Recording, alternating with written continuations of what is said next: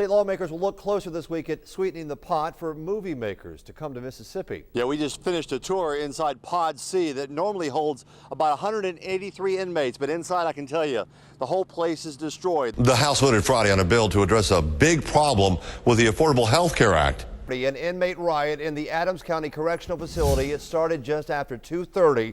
We have confirmed one prison guard has been killed, several others injured. Hello, Stephanie. State investigators still working the scene here at the Colony Park Apartments in Pearl, where 32-year-old Pearl police officer Mike Walters was killed in a shootout with suspect Carnell Gaines Jr. Are you obsessed with your iPhone? Why your brain may be tricking you into checking your device more frequently. And Toyota is recalling some of its Lexus SUVs. For those stories and more, let's go to Bloomberg's Jane King. The military says about 40 soldiers deployed in Afghanistan have returned home and will be reunited with their families next week. The soldiers are with the 412th Theater Engineer Command with the Army Reserves based out of Vicksburg. This is video when they shipped out last year. They will be honored at an event Tuesday at Camp Shelby, where they will be able to go home and reunite with their family and friends. A boil water alert has been lifted. It's for the neighbors in the Lake Ridgely subdivision over in Byram. A loss in water pressure caused the problem, but officials say they've gotten clear tests back on the water for 2 days, and it's now safe to use without having to boil it. Tonight, a nation full of people holding worthless slips of paper. Want to know, all right, who won that Mega Million jackpot? There were winning tickets sold in 3 states, Maryland, Kansas, and Illinois. If you haven't checked yet, the numbers were 2, 4, 23, 38, and 46, and that mega ball number, well, it was 23. We've learned sales were so strong, the final jackpot is now a jaw-dropping $656 million. $656 million split 3 ways, not too shabby. ABC's David Curley has more. A distraught wife is caught on tape managing to save her husband's life after he had a sudden heart attack. You see, the outcome would have been very different were it not for a calm, cool 911 dispatcher who helped this woman do something she'd never done before. John Mueller has more. GOP presidential candidates are back in our area trying to secure votes 2 days ahead of our state's Republican primary. Now, many have said the race here will have a major impact on who gets the Republican nomination. 16 WAPT's Aaron Kelly joins us now live from Brandon, where presidential hopeful Newt Gingrich has 2 events tonight. Good evening, Aaron. State lawmakers will look closer this week at sweetening the pot for movie makers to come to Mississippi. It comes on the heels of the success of The Help that was shot in the Delta and Jackson. House Bill 1252 would increase the rebate cap movie makers can get for making a film in this state from $8 to $10 million. State Representative Rita Martinson says it's about increasing the state's stake in this movie-making game. There was also a Senate bill moving through the legislature that would create 3 workforce development centers in the state to help train locals on movie-making job skills. Tonight, Jackson police working to piece together clues in a woman's death. Police found the unidentified woman's body inside of a home on Cooper Road near Rainey Road around 6 Saturday evening. Right now, detectives say it's unclear how long the woman had been dead inside that home. Police say they are working now to determine if the woman died from natural causes or she was killed. Vicksburg police say no charges will be filed against a teenager accused of running over a toddler with a car. It happened Saturday evening on Locust Street near Maulding Drive. Police say a 16-year-old female was sitting inside a parked car when she managed to knock it out of gear. Detectives say the car rolled backwards and struck 3-year-old Celeste Hurd. The child was airlifted to UMC where she is in stable condition. Investigators say the teen behind the wheel was so shaken up after this incident, she also had to be transported to the hospital. Police say this appears to have been just a terrible accident. 16 WAPT Scott Simmons was there when the fire took off. We were on our way to cover another story. Yes, operator, I'm on I-20. When we were calling 911, we found ourselves in the middle of a grass fire, gaining speed. Trucks and cars in the interstate pushing through the billowing smoke. Visibility was non-existent at times. In a few short minutes, volunteers from Bovina arrived. Just 2 of them at first, trying to stretch a water hose to reach those hottest spots. God, you're getting a little too close to the road. Yeah, no, thank you. And no one feels comfortable standing between the fire and the traffic. He can't move it. He's done slid off too far. If he moves, it's going to tip. You want to go ahead and add some more hose to that and I'll walk with it? The fire is pushing past the interstate. What comes across your mind when you get a call like this? Thank goodness it in the vehicle. I don't know how this started. I can't say how it started. It could be a hot muffler, somebody pull it over for a second. A match, you know, just you name it. It's chains, tractor, around concrete and go. Okay, David. That's it. Good. And the challenge for these firefighters is their closest backup is in Culkin, about 10 miles away. And those guys are volunteers too. A little frustrating, to say the least. Frustrating because someone else's carelessness with a cigarette butt may have caused it. The fire was contained and kept from reaching a farmer's field. And these volunteers are going back to their day jobs, You ready to back up, Ken? hoping drivers will be more careful in these hot, dry conditions. In Bovina, Scott Simmons, 16 WAPT News.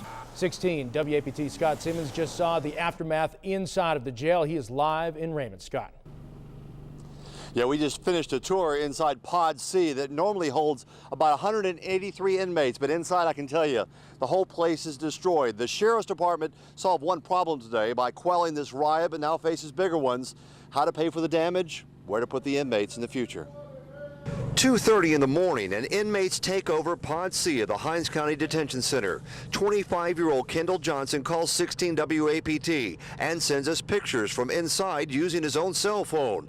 He says despite being 5'5" and 120 pounds, guards abused and beat him because he was being loud. They were throwing me down and stuff. I got rings around my wrist and they were hitting on me and stuff.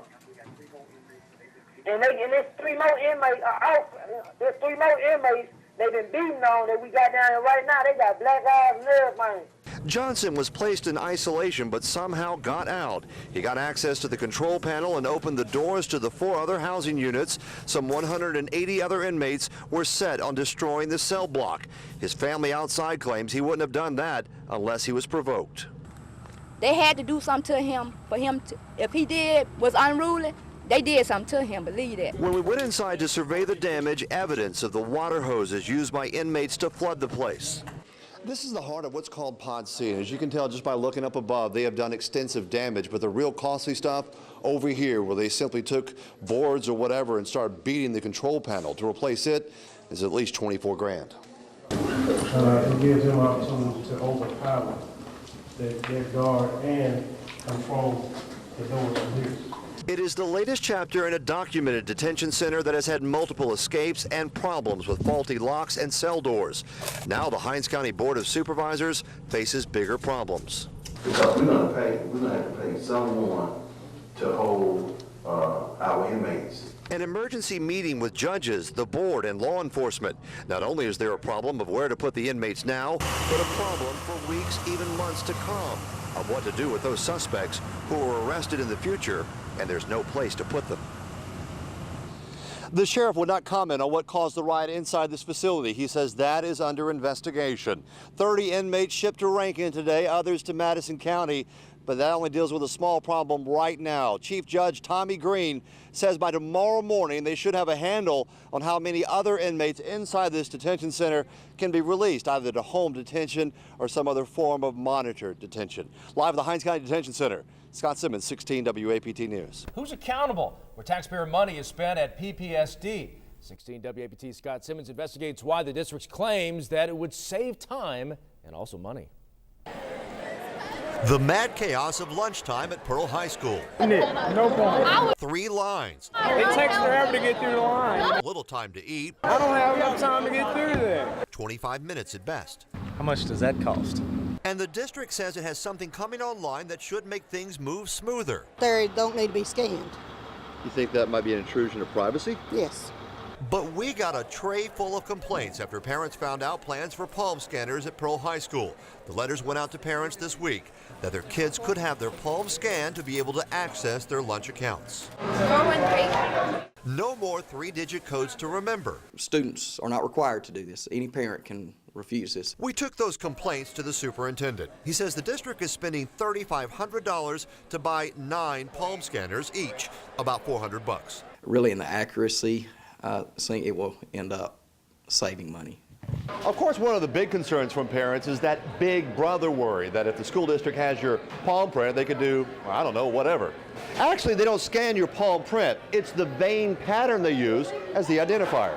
Everyone's palm has a specific vein pattern, And the software uses that pattern to create a mathematical equation to tie the result back to that student's lunch account. Pearl says it's not the first school district in the state to use the technology. Others have reported that it cuts down on account mistakes and helps speed the lunch lines. Pearl is hoping critics will give them time to serve up the program before criticizing what's wrong with it or the money that was spent on it. In Pearl, Scott Simmons, 16 WAPT News. And those officers were there serving a warrant on a suspect for child porn. 16 WAPT Scott Simmons begins our team coverage tonight. He is live at 5 in Pearl. Scott. Hello, Stephanie. State investigators still working the scene here at the Colony Park Apartments in Pearl, where 32-year-old Pearl police officer Mike Walters was killed in a shootout with suspect Carnell Gaines Jr. Police were here serving a search and arrest warrant on Gaines Jr., suspected of molesting a child and taking photos. But soon after police got here, they soon realized Gaines had no intention of going quietly. Chaos outside a Pearl apartment complex. I heard the 2 police officers were shot. A quiet morning shattered by gunshots and the roar of helicopters. I'm wondering what happened. I thought maybe somebody was playing with a gun or something like that. I'm not sure. 3 Pearl police officers were trying to serve an arrest warrant for this man, Carnell Gaines Jr. They entered his apartment here, but he ran into a bathroom. He would not respond to commands. They eventually saw that they were going to have to tase this individual, most likely, and then as they reached for a taser, he all of a sudden popped up and produced a weapon. Gaines got the drop on officers, but they returned fire. The suspect was dead on the scene, and police blocked off the interstate ramps, trying to clear a path to rush the wounded policeman to medical care. So these officers were following procedure when they went to the house, and they just encountered a gunman who was not going to be taken into custody. District Attorney Michael Guest says officers were investigating a disturbing case on a man who until now had only been convicted of drug possession in 2002. They believe that there was a minor child who he had engaged in some sort of sexual conduct with. Police had a search warrant to search for pictures Gaines had allegedly taken of the underage victim. Residents have now found their serene apartment complex shrouded by a dark day for this city. Darkest for this department. Mississippi Bureau of Investigations leading the investigation into the shooting, but according to District Attorney Michael Guest, as far as he's concerned, these police officers were firing in self-defense. Live in Pearl, Scott Simmons, 16 WAPT News. Wow, Scott, just such a horrible story. Do we know anything further about the suspect? Not much. We're still trying to gather information on Gaines Jr. We know, again, he was convicted in 2002 on a drug possession charge here in Rankin County. We know he was arrested in Jackson for other charges, but still trying to gather more information about him. From Bay St. Louis and the seawall, I've been telling you so much about through our storm coverage. Take a look down the beach, though, and on this wall, it is massive. We are seeing some enormous swells and whitecaps. You would think as a storm that has moved across shore, what started hitting last night, that we would see some weakening. Doesn't feel like it. We've had some gusts where I'm holding on to the railing here. Photojournalist Stephen Jackson doing the same thing, kind of anchoring himself. We get some really good gusts here. Earlier I showed you that video over by St. Stanislaus High School, 4 to 5 feet deep, overcome the road here. Also at Bay St. Louis on past Christiane, same thing, about 4 feet of water at least, overtaking the beach road.